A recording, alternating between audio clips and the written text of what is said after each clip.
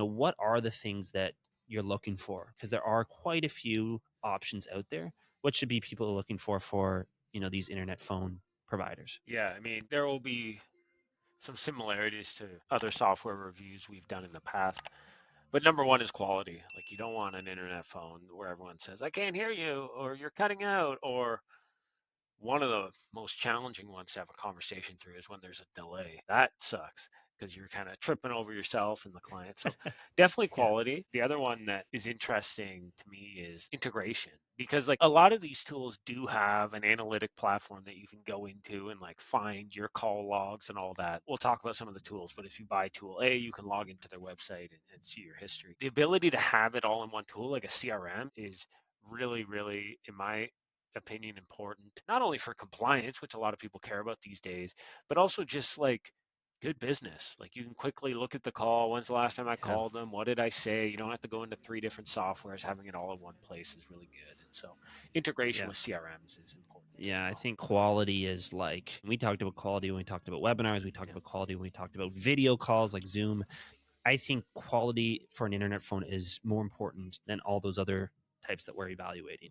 I think if someone can sense, hey, you're cutting out, people almost expect a little bit of cutout in Zoom, maybe, but over a phone, people don't want any of that. There's no patience for it. And then they know maybe he's overseas. That's why it's cutting out. And, Yeah. that's not what you want either. Maybe this guy's scamming me for something. I don't know. Right. So I think quality here is maybe probably the most important criterion and more heavily weighted than other podcasts we've done. Integrations, of course, I think that's an important one. And I think one thing that's really important for people to consider is not all integrations are made equal, right? So we always think of it in the CRM context because that's where we spend a lot of our time.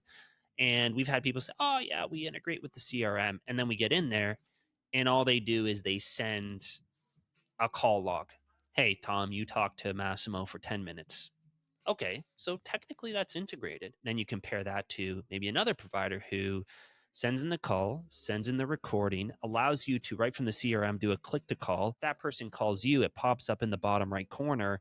It's a fully integrated experience. And so, I think it's much more sophisticated than just a checkbox. Am I integrated or not?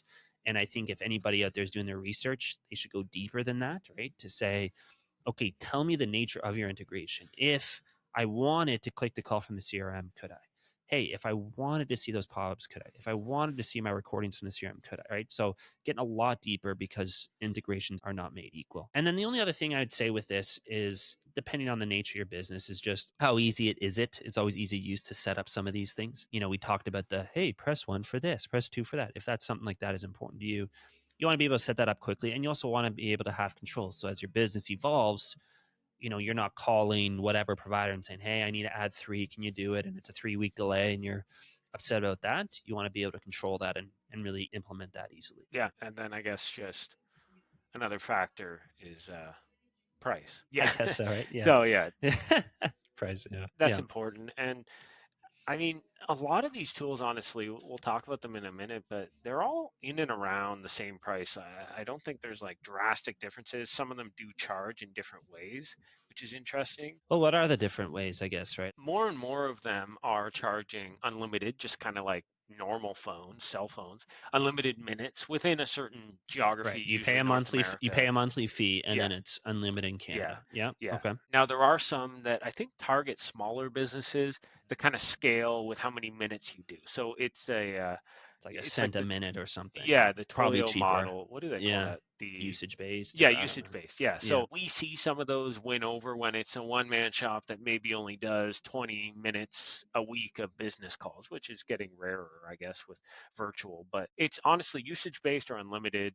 And the unlimited is usually a monthly per user who is using the phone. A lot of these phones, you can have obviously 4 staff with 4 different extensions. So each of them would pay, or you would pay for each of them. Whereas the other one is just for the whole group, how many minutes, and the bill fluctuates, which we see Yeah. some of them doing that.